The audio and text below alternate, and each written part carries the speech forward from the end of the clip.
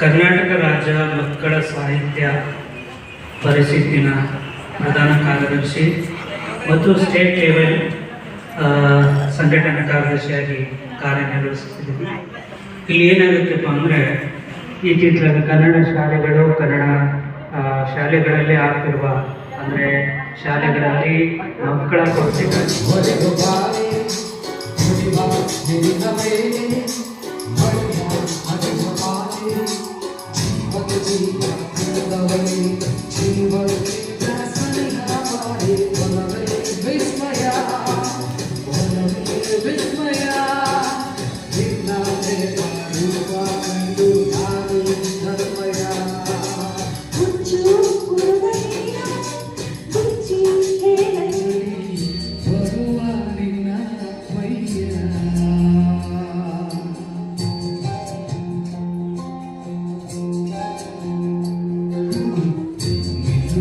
ಚುಕ್ಕಿಗಳನ್ನು ಹಿಡಿದು ಬೊಗಸೆಯಲ್ಲಿ ತರುವಾಲಿನ ಪಯ್ಯ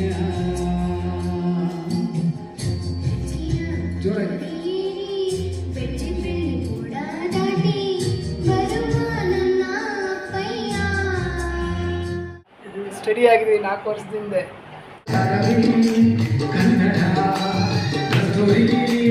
ಕನ್ನಡ